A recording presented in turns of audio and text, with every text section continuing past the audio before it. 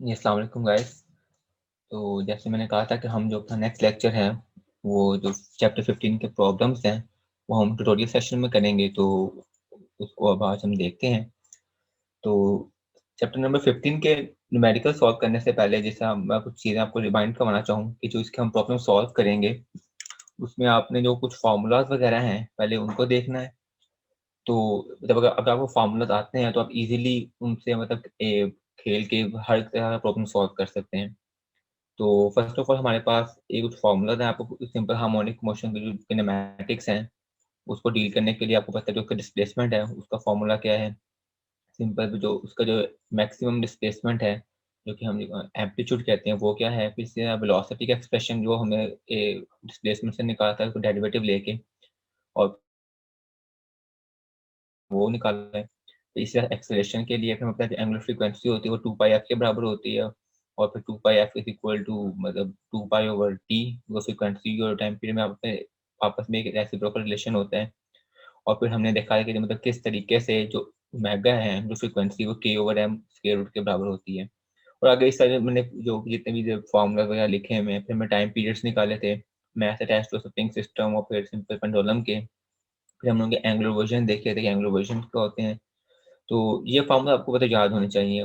बड़े आसान है, ऑब्वियस हैं, तो मैं ये अस्यूम करता हूँ कि आपको ये आते होंगे। तो अब आप देखिएगा हम जो आगे प्रॉब्लम्स करने से पहले हम जो इस चैप्टर के सैंपल प्रॉब्लम्स हैं, उनको मैं क्विक ओवरव्यू देता हूँ और उसका मतलब आइडिया ये है कि आपको ये पता चल जाएगा मैंने एक स्टेटमेंट दी थी कि सारे फ़ॉर्मूलाज़ अगर आपको फिंगर टिप्स पे होंगे, तो आप कोई भी प्रॉब्लम को ईज़िली सॉल्व कर लोगे। तो उसकी ये डायरेक्ट मैनिफेस्टेशन है। तो पहले हम चलते हैं अपने प्रॉब्लम नंबर 15.01 के ऊपर।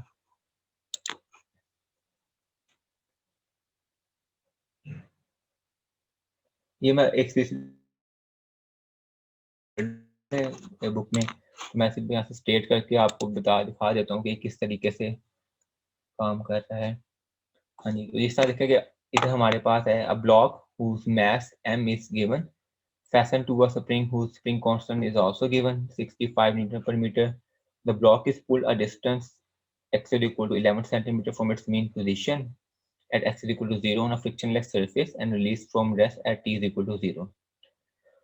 ठीक है जी, आपको एक मैस है वो एक स्प्रिंग कांस्टेंट एक स्प्रिंग के साथ अटैच है, स्प्रिंग कांस्टेंट की वैल्यू गिवन है आपको और उसने ये कहा कि आपने मतलब जो उसके मीन पोजीशन पे था जब वहाँ से उसको पुल आउट किया, कहाँ तक लेके गए एक्स इक्वल टू 11 सेंटीमीटर और फिर आपने वहाँ से उसको रिलीज किया तो ऑब्वियसली बात है वो सिंपल हार्मोनिक मोशन परफॉर्म करेगा। तो पहले पार्ट ए में है कि आपने उसकी एंगुलर फ्रीक्वेंसी और सिंपल फ्रीक्वेंसी निकालनी है लिमिट टाइम ऑसिलेशन का। तो सिंपल आपको पता है कि जैसा ये आपका एंगुलर फ्रीक्वेंसी है वो के ओवर एम के बराबर होती है स्क्वायर रूट के। तो आपको स्प्रिंग कांस्टेंट की वैल्यू गिवन है, मैथ्स की वैल्यू गिवन है, तो आपने यहाँ से ओमेगा निकाल लिया और यहाँ से अगर आपने सिंपल फ्रीक्वेंसी निकालनी होगी तो आपको पता है कि omega is equal to 2 pi F होता है। वहाँ से एफ ए करके नहीं एक्स को एक्स करके वो निकाल लोगे, फ्रीक्वेंसी निकाल लोगे और फिर फ्रीक्वेंसी का और टाइम से आप टाइम पीरियड निकाल लोगे। और फिर बी पार्ट में व्हाट इज द एम्पलीट्यूड। तो क्वेश्चन में ही उसने गिवन दिया हुआ है कि आपने उसको नियरेस्ट पोजीशन से 11 सेंटीमीटर तक डिस्प्लेस किया। तो ऑब्वियस सी बात है कि उसका जो एम्पलीट्यूड है उसको उसने 11 सेंटीमीटर लिखा हुआ है।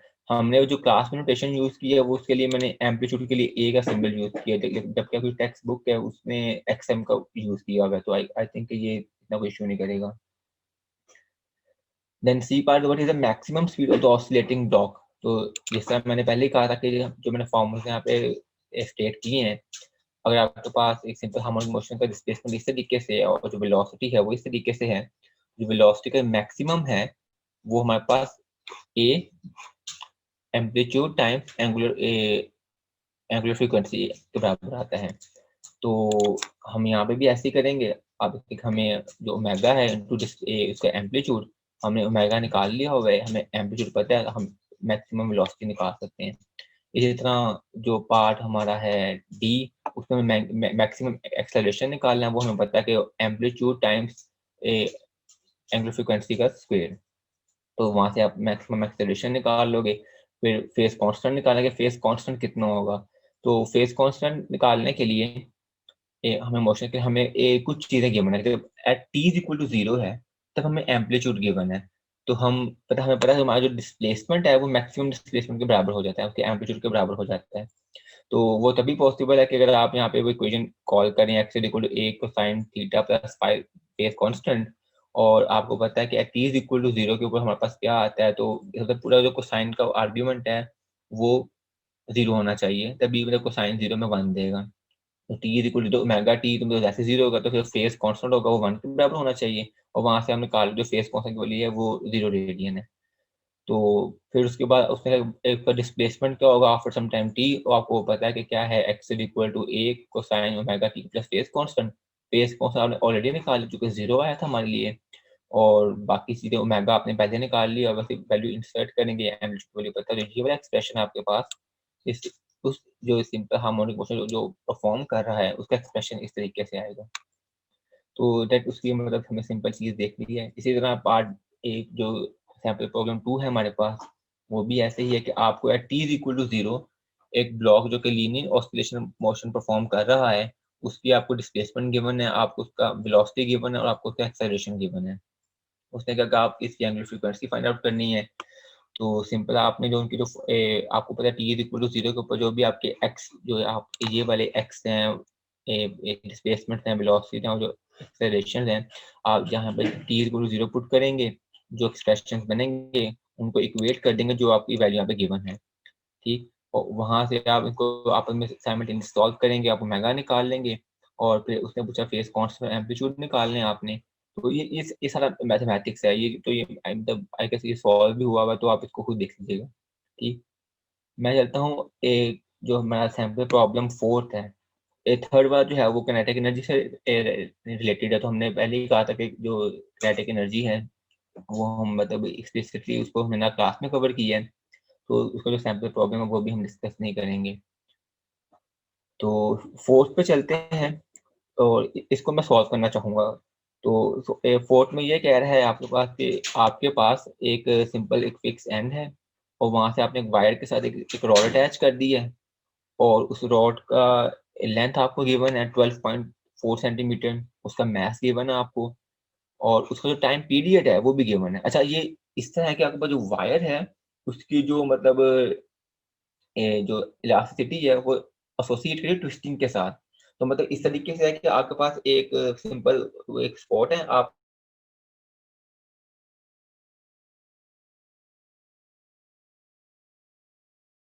तो ये अपने मेन पोजीशन के अराउंड ट्विस्ट करना शुरू कर देगी। जिस हम क्लास में इसका डिस्कस भी किया, हम पहले वो वायर के साथ एक वो डिस्क लगाई हुई थी, अब उस डिस्क की जगह हमने एक रॉड लगा दी है, और अगेन अगर मैं जिसको मैं डिस्प्लेस करूँ सम एंगल थीटा के साथ, तो वो अपने इस मेन पोजीशन के अराउंड ट्विस्ट करना शुरू कर देगा। और हमने उसी वायर के साथ एक और वायर सेम लेंथ की, हर चीज सेम है, उसके साथ एक अननोन ऑब्जेक्ट जो कि एक अननोन शेप का है, जिसको मैं ऑब्जेक्ट एक्स कह रहा हूँ, उसको भी अटैच कर दिया। तो दैट वो भी सिंपल हार्मोनिक मोशन परफॉर्म करेगा अराउंड इट्स एक्सिस। तो इन दोनों के टाइम पीरियड हमें गिवन है। जो टाइम पीरियड ऑफ रॉड है हमारे पास एल, उसका भी इसको टी ए कह रहे हैं, वो भी गिवन है, और टाइम पीरियड जो इसका है अननोन ऑब्जेक्ट एक्स उसका भी गिवन है। ठीक, उसने कहा पूछेगा what is the rotational inertia of the object X. तो आपने रोटेशनल इनर्शिया फाइंड आउट करना है कि वो कितना आता है। तो उसके लिए हम आते हैं इधर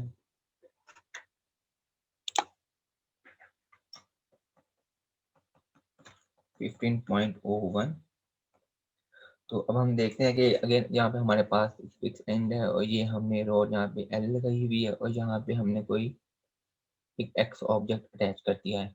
तो हमारे पास जो टाइम पीरियड ए है वो हमें गिवन है, वो हमारे पास है 2.53 सेकेंड, और जो टाइम पीरियड इस सेकेंड ऑब्जेक्ट जो एक्स है उसका भी गिवन है, वो हमारे पास 4.76 सेकेंड।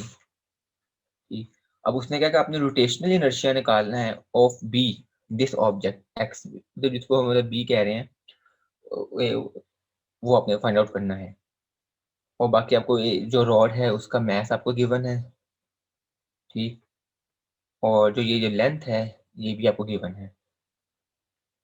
अच्छा, अब हमें क्या पता है कि जो हमें टाइम पीरियड का पता है फॉर्मूला, सिंपल जो टाइम पीरियड मैंने निकाला था जो कि angular simple harmonic motion perform करता है, वो था 2 pi rotational inertia over kappa square root. ठीक, तो अब हमें ये जो एक ऑब्जेक्ट है जो हमें पता है कि हमें टी ए और टी बी हमें दोनों के गिवन है, लेकिन हमारे पास जो है दो चीजें अननोन है। वो क्या है? हमें नहीं पता कि कापा की वैल्यू क्या है। ठीक, और दूसरा हमें रोटेशनल इनर्शिया जो है इस ऑब्जेक्ट का, जो रोटेशनल इनर्शिया बी है, हमें जो फाइंड आउट करना ही करना है। लेकिन अगर आपको हमें रोटेशनल इनर्शिया ऑफ ए, जो ये वाला ऑब्जेक्ट है रॉड का, ये भी नहीं पता। तो मैंने कहा था कि जो आपको कुछ रोटेशनल इनर्शिया गिवन होंगे, जैसा मैंने कहा था कि अगर हमने एक रॉड है और वो एक स्प्रिंग से अटैच है, तो उसका रोटेशनल इनर्शिया हमने मैकेनिक्स में ड्राइव किया, मतलब निकाला हुआ है, उसको हमने पढ़ा नहीं लग पाता, मगर हमें पता है वो क्या होता है। जो रोटेशनल इनर्शिया होता है हमारे पास रॉड का, उसकी जो वैल्यू होती है वो होती है 1/12 ml²। ये आपको याद करने की जरूरत नहीं है, या वो अगर आपको देते हैं एग्जाम में इस तरह क्वेश्चन तो आपको ये गिवन होगा। तो रोटेशनल इनर्शिया रॉड का आपको गिवन होगा कि वो उसका फार्मूला है 1/12 ml²। इसमें अगर आपको मैंने इस रॉड की बजाय अगर मैं कह दूं कि आपको हुक गिवन है या फिर एक डिस्क गिवन है, सिलेंडर गिवन है, तो उनके रोटेशनल इनर्शिया भी आपको गिवन होंगे। ठीक, तो इसका मतलब है कि मेरे पास जो है अब आ गया है T A is equal to 2 pi I A over kappa square root, और इसी तरह T B is equal to 2 pi I B over kappa square root. अब इनमें से मेरे पास गिवन क्या क्या चीजें हैं? मेरे पास जो गिवन है वो ये टी ए भी गिवन है, टी बी भी गिवन है, मुझे आई ए भी गिवन है, बिकॉज मुझे जो मैथ है रॉड का वो भी गिवन है, उसकी लेंथ भी गिवन है। तो मैं सिंपल लेंथ का स्क्वायर करके मैथ से मल्टीप्लाई करूंगा और 12 पे डिवाइड कर दूंगा, मेरे पास आई रॉड की वैल्यू आ जाएगी। तो अब मैं ऐसा करता हूँ कि अगर मैं इन दोनों का स्क्वायर कर लूँ, इन दोनों इक्वेशन का स्क्वायर करके, तो ये मेरे पास आ जाएगा T A square is equal to 4 pi square,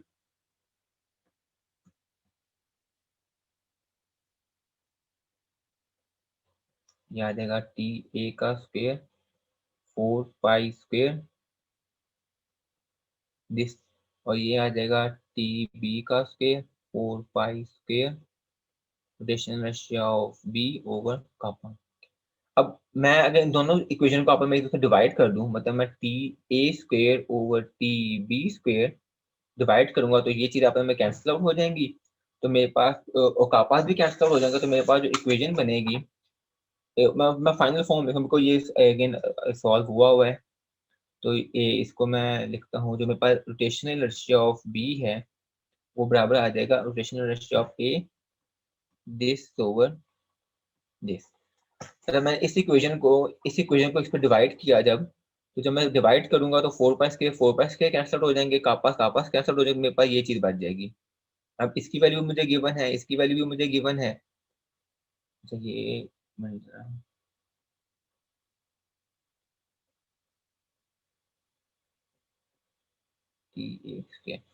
कि सिंपल मैं ये सारी वैल्यूज इंसर्ट करूंगा तो मुझे जो रोटेशनल इनर्शिया है वो सेकंड ऑब्जेक्ट का मिल जाएगा।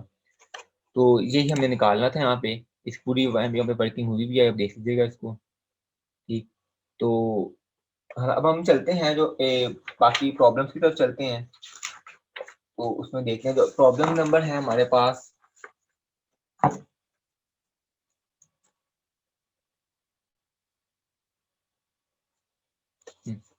प्रॉब्लम नंबर जो 2 है उस पर बात कर लेते हैं। a body whose mass is given undergoes simple harmonic motion of amplitude, आपको एम्पलीट्यूड गिवन है, उसका mass गिवन है और टाइम पीरियड गिवन है। What is the magnitude of the maximum force acting on it, or if the oscillations are produced by a spring, what is the spring constant? ठीक, तो आपको ये कहा गया है। अब हम बात कर रहे हैं प्रॉब्लम की, तो मैं बात कर रहा हूँ सेकंड प्रॉब्लम की। उसमें आपको एक सिंपल हार्मोनिक मोशन परफॉर्म कर रहा है, उसका मास गिवन है 0.12 kg, और उसका जो एम्पलीट्यूड है वो गिवन है 8.5 सेंटीमीटर। अगेन इसको सॉल्व करने से पहले आप इसको मीटर में कन्वर्ट करेंगे, तो what you have to find out is maximum force का मैग्नीट्यूड, ये निकालना है। एंड पार्ट बी में आपको जो स्प्रिंग कांस्टेंट निकालना है इस चीज का। तो सिंपल हमें पता है कि जो बात करें जो यानी जो सिंपल हार्मोनिक मोशन परफॉर्म करे, जो उसकी फोर्स होगी वो नेगेटिव के एक्स के बराबर होती है। और हमें बताया जो एक्स है हमारे पास वो बराबर होता है A cosine of omega T plus phase constant, इसके बराबर होता है। लेकिन हमने तो बात करनी है इसके मैक्सिमम, एफ मैक्सिमम। तो ये हमारे पास ये पूरी की पूरी फोर्स मैक्सिमम कब होगी, जब आपके पास ये पूरी की पूरी क्वांटिटी 1 के बराबर होगी। ठीक, ये पूरी 1 के बराबर हो जाएगी तो आपके पास जो मैक्सिमम फोर्स आएगी वो नेगेटिव के ए के बराबर आ जाएगी। लेकिन अब हमने इसकी मैग्नीट्यूड की बात करनी है, तो हमें फोर्स मैक्सिमम का मैग्नीट्यूड निकालना है, तो हम करेंगे के टाइम्स ए। तो हमें एम्पलीट्यूड का गिवन है, मगर अगेन यहाँ पे हमें स्प्रिंग कांस्टेंट नहीं पता, और स्प्रिंग कांस्टेंट हमने निकालना है पार्ट बी के अंदर। तो पहले हम स्प्रिंग कांस्टेंट निकाल लेते हैं, और फिर हम पार्ट ए इसमें दोबारा इसी जो इक्वेशन है, इक्वेशन नंबर 1, इसमें इंसर्ट करके हम मैक्सिमम फोर्स निकाल लेंगे। तो अगर मैंने बात करनी हो के, तो के हमें सिंपल पता है कि एम ओमेगा स्क्वायर के बराबर होते हैं। तो अगर किसी तरीके से मैं ए निकाल लूँ, ओमेगा निकाल लूँ, तो मतलब सिंपल मैं उसको मैथ से मल्टीप्लाई करूंगा तो मैं अपना के निकाल लूंगा। ठीक, तो अब इधर चलते हैं। हाँ, हमें इसमें एक एडिशनल इन्फॉर्मेशन दी हुई थी, पीरियड, हमें टाइम पीरियड भी गिवन है। तो एक्चुअली में हमें यहाँ पे इस इंफॉर्मेशन के साथ हमें टाइम पीरियड भी गिवन था, और वो हमें गिवन है 0.20 सेकेंड। ठीक है, हमें टाइम पीरियड भी गिवन हो गया। तो मुझे पता है कि जो ओमेगा होता है वो 2 पाई एफ के बराबर होता है, और यहाँ पे 2 पाई/टी आ गया। तो ये 2 पाई की वैल्यू पता है और टाइम पीरियड हमें जो गिवन है उसकी वैल्यू है 0.20। 0.20 की वैल्यू पुट करेंगे, इंसर्ट करेंगे, तो यहाँ से हमें ये जो एंगुलर फ्रीक्वेंसी है वो मिल जाएगी। डन। इस एंगुलर फ्रीक्वेंसी को आप इधर उसका स्क्वायर करेंगे, मैथ से मल्टीप्लाई करेंगे, आपको स्प्रिंग कांस्टेंट की वैल्यू मिल जाएगी, और इस स्प्रिंग कांस्टेंट की वैल्यू को आप यहाँ पे इंसर्ट करके आपको मैक्सिमम फोर्स मिल जाएगी। ठीक, तो ये आप मतलब पूरा अलजेब्रा परफॉर्म कर लीजिएगा। तो डू अलजेब्रा। जो प्रॉब्लम नंबर हमारे पास ए3 है वो आपने करना है, डू योरसेल्फ। ठीक है, उसकी उसकी मतलब स्टेटमेंट क्या, मैं पढ़नी पढ़ देता हूँ। ये what is the maximum acceleration of a platform that oscillates with an amplitude and a frequency. आपको मतलब एम्पलीट्यूड पता है, आपको फ्रीक्वेंसी पता है। तो अगर आप रिकॉल करें कि तो आपने मैक्सिमम सॉरी आपने निकालना क्या, मैक्सिमम एक्सेलरेशन निकालना है, जो हमने फॉर्मूलाज कॉल किए थे। मैक्सिमम एक्सेलरेशन किसके बराबर होता है, एम्पलीट्यूड टाइम एंगुलर फ्रीक्वेंसी का स्क्वायर। तो आपको एम्पलीट्यूड तो ऑलरेडी गिवन है, इस प्रॉब्लम में आपको एम्पलीट्यूड ऑलरेडी गिवन है, तो आपको फ्रीक्वेंसी गिवन है, आपने एंगुलर फ्रीक्वेंसी निकालो, सिंपल 2 पाई एफ करेंगे, उसका स्क्वायर करेंगे, उसके एम्पलीट्यूड मल्टीप्लाई करेंगे, और आपके पास मैक्सिमम डिस्प्लेसमेंट आ जाएगा। तो ये आपने खुद करना है। ठीक, आसान सी चीज़ है कि हो गया होगा, इसको देखने की जरूरत भी नहीं है। तो फोर्थ वाला है जो वो मैं करता हूँ।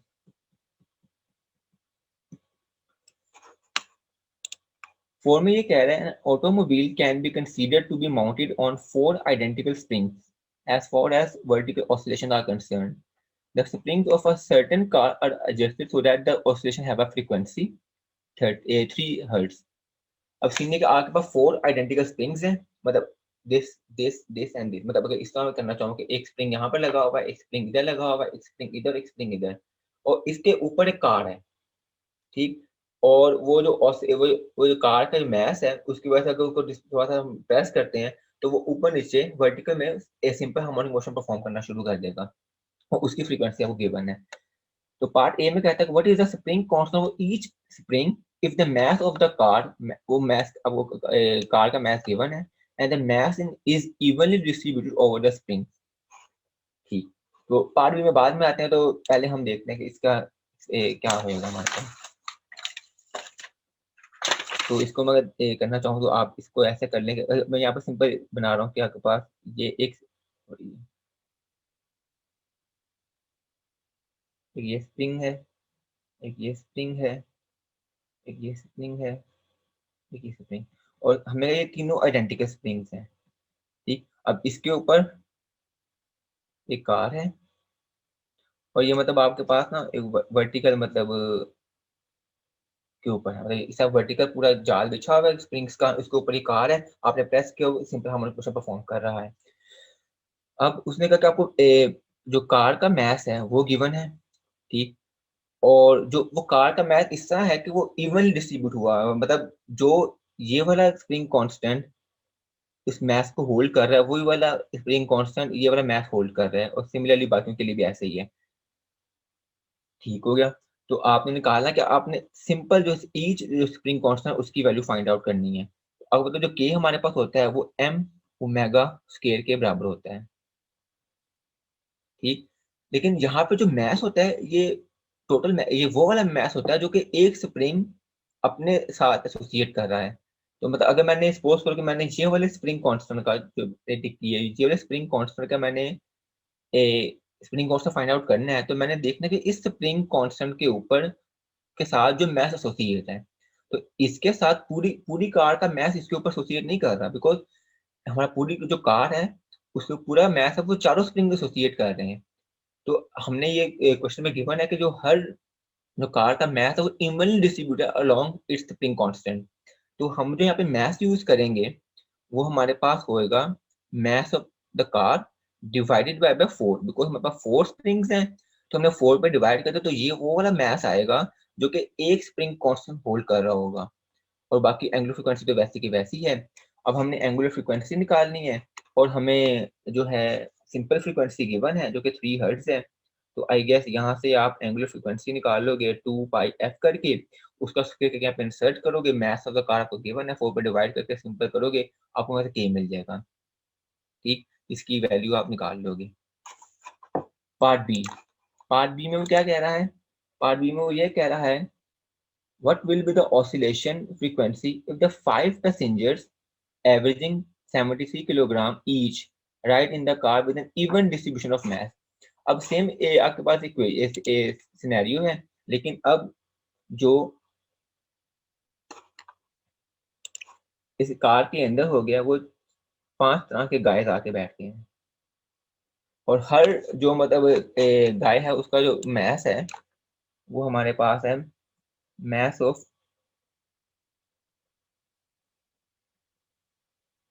इंडिविजुअल गाय, वो है 78 है कि कितना,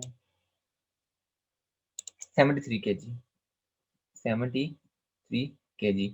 तो अब बात की जाए तो अब कार के अंदर एक तो कार का मैस है और अब 5 गाय हैं, तो अगर मैंने बात करनी हो टोटल मैस की जो पूरे का पूरा सिस्टम होल्ड कर रहे हैं, तो वो होगा mass of the car plus 5 जितने गाय हैं, और एक गाय का कितना मैस है वो है 73, और मैं बाबा 78 लिख रहा हूँ यहाँ पे 73। तो ये टोटल मैस है जो जो कार के अंदर जो कार प्लस जो गाय बैठा उसका, जो कि पूरे स्प्रिंग्स के ऊपर डिस्ट्रीब्यूट हुआ है। अगेन हमने अब निकालना क्या है इसमें, जो आपके पास न्यू होगी angular frequency, but with the oscillation frequency, आपने ऑसिलेशन फ्रीक्वेंसी निकालनी है, एंगुलर फ्रीक्वेंसी निकालनी है उस सिस्टम की। तो वो हम किस तरीके से निकालेंगे, हमें पता है कि जो हमारे पास एंगुलर फ्रीक्वेंसी है वो होती है के ओवर एम स्क्वायर रूट।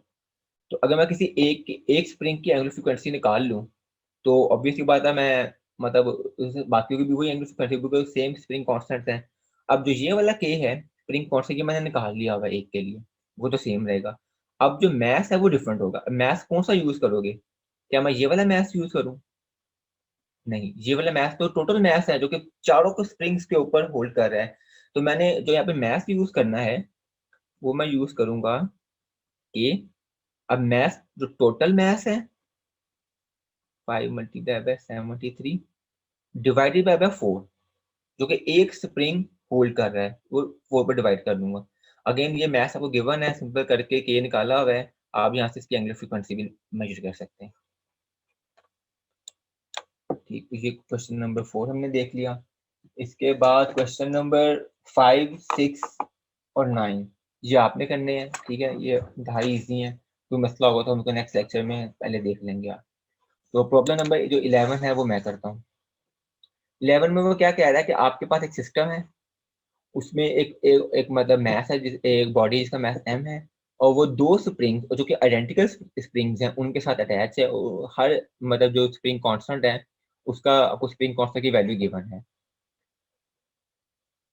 आपने करना क्या है, आपने what is the frequency of the oscillation, आपने जो ऑब्जेक्ट है जो कि सिंपल हार्मोनिक मोशन परफॉर्म कर रहा है उसकी आपने फ्रीक्वेंसी फाइंड आउट करनी है। ठीक, तो उसको देखते हैं। प्रॉब्लम नंबर 11 में वो ये कह रहा है ऑब्जेक्ट जिसका मास m है और वो इस तरह अटैच है, दोनों आइडेंटिकल, दोनों के स्प्रिंग कांस्टेंट भी सेम होंगे।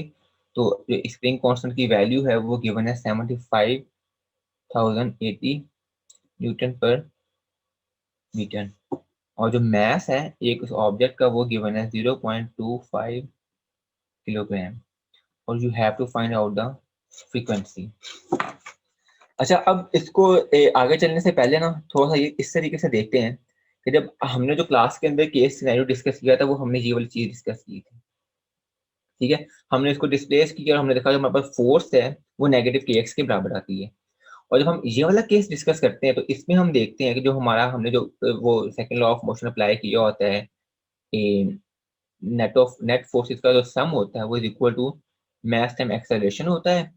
और यहाँ पे हमने जो फोर्सेस लगाई थी हमने सिर्फ नेगेटिव के एक्स लिखा हुआ था, लेकिन अब यहाँ पे दो फोर्सेस हैं।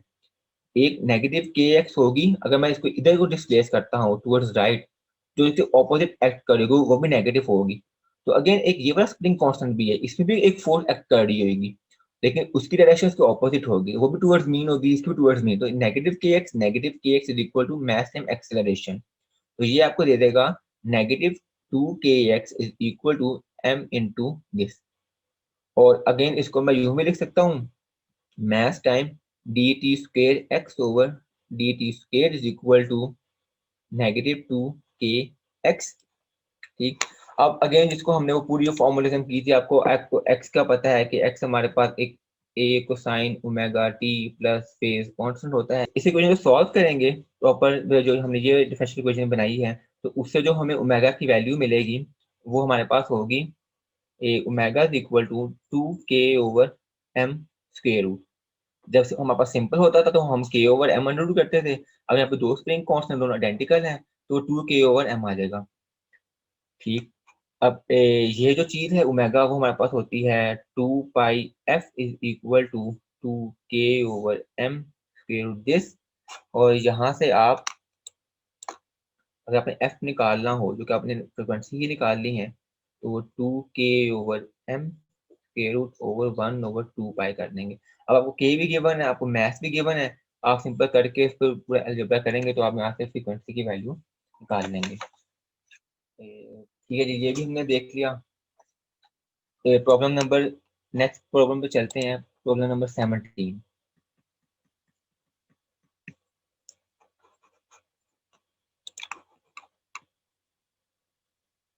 17 में क्या कहता है, an oscillator consists of a block attached to a spring whose spring constant is given. At some time t, the position made from the system equilibrium equation, velocity and acceleration, आपको तीनों की जो है वैल्यू वो given है, velocity की, displacement की और एक्सेलरेशन की। आपने उसकी फ्रीक्वेंसी निकालनी है, उसका मास निकालना है, उसका एम्पलीट्यूड निकालना है। तो देखते हैं हमारे पास कि आपको एक सिस्टम स्प्रिंग कांस्टेंट जो है 400 न्यूटन पर मीटर गिवन है, और आपको सम टाइम टी के ऊपर जो उसका डिस्प्लेसमेंट है वो गिवन है, velocity -13.6 meter per second, and then acceleration -13 meter per second, ये गिवन है। आपने निकालना क्या है, आपने फ्रीक्वेंसी निकालनी है, मास निकालना है, एंड देन एम्पलीट्यूड निकालना है। तो सिंपल है, आपने इसकी वो निकालनी है, मतलब फ्रीक्वेंसी निकालनी है, तो आपको पता है जो एक्सेलरेशन होता है वो नेगेटिव ओमेगा स्क्वायर एक्स के बराबर है। हमें एक्सेलरेशन की वैल्यू भी गिवन है, हमें डिस्प्लेसमेंट की वैल्यू भी गिवन है।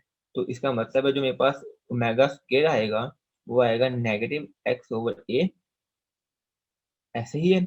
और इधर आप मतलब इनकी वैल्यूज इंसर्ट करें, और अगर मैं इसके ओमेगा की बात करूं तो इसका स्क्वायर रूट आ जाएगा। आप एक्स जगह उसकी वैल्यू पुट करें, एक जगह उसकी वैल्यू पुट करें, सिंपल अलजेब्रा परफॉर्म करेंगे तो आपको ये मिल जाएगा 35.07। इसकी मैं वैल्यू लिख ही देता हूँ, 35.07 रेडियन पर सेकंड। ठीक, ये आपने इसकी निकाल ली, एंगुलर फ्रीक्वेंसी निकाल ली, और हमें पता है जो फ्रीक्वेंसी होती है वो है हमारे पास ओमेगा ओवर 2 पाई, यहाँ पे करके 5.58 हर्ट्ज, इस फ्रीक्वेंसी से वो ऑसिलेट करेगा। तो अब सेकंड पार्ट में अपने मैथ्स निकालना है। आपको पता है जो ओमेगा होता है वो सिंपल के ओवर एम होता है। आपको स्प्रिंग कांस्टेंट की वैल्यू गिवन है, आपने ओमेगा भी निकाला हुआ है, यहाँ से आप मैथ्स निकाल लेंगे जिसकी जो आएगा 0.325 kg। और सी पार्ट में आपने एम्पलीट्यूड निकालना है। अच्छा, हमने जो क्लास में मैंने आपको कहा था कि आपने एक रिलेशन याद करना है जो कि एनर्जी का था। हमने कहा था उसको हम ड्राइव नहीं करेंगे, लेकिन उसका जो रिजल्ट है वो हम कहीं ना कहीं यूज करेंगे। तो हमने कहा था जो एनर्जी का रिलेशन है एम्पलीट्यूड का, वो है हाफ के ए स्क्वायर। तो हमने अब एम्पलीट्यूड निकालना है, तो इसका मतलब हमें पहले एनर्जी पता होनी चाहिए। तो एनर्जी जो है हमें पता है, एक उसकी half M V square kinetic energy होती है, और एक पोटेंशियल एनर्जी को हम हाफ के एक्स स्क्वायर। और मैंने ये अपने नोट्स में ड्राइव किया हुआ है कि ये जो पोटेंशियल एनर्जी होती है वो किस तरीके से आते आती है। ठीक, तो ये हाफ के ए स्क्वायर, आपको मैथ गिवन है, आपने वेलोसिटी पहले निकाली हुई, आपको गिवन है वेलोसिटी भी गिवन है, उसका स्क्वायर करेंगे, मैथ से मल्टीप्लाई करके 2 पे डिवाइड कर देंगे। इसकी में आपको एक्स भी पता है, ये पता है, सारी चीजें करके आप यहाँ पे ए सॉल्व कर लेंगे, तो एक जो वैल्यू आएगी वो है 0.40 मीटर।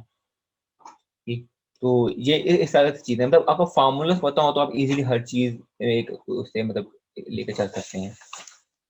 ये लास्ट प्रॉब्लम है हमारे पास, वो है प्रॉब्लम नंबर 38। तो 38 को इस तरह स्टेट करते हैं कि 30 हमारे पास एंगुलर सिंपल हार्मोनिक मोशन से रिलेटेड है। वो ये आपके पास एक सॉलिड स्फीयर है जिसका मास गिवन है, उसका रेडियस भी गिवन है, वो एक वर्टिकल ऊपर से सस्पेंडेड है, और जब आपने उसको थोड़ा सा ट्विस्ट किया तो वो एक इस टॉर्क के साथ रोटेट करना शुरू कर गया, और आपको एंगल भी गिवन है। तो आपने निकालना है कि what is the period of the oscillation that result when the sphere is then release. तो सीन ये है कि आपने टाइम पीरियड निकालना है एक ऐसे ऑब्जेक्ट का, एक स्फीयर है जो कि angular simple harmonic motion perform कर रहा है।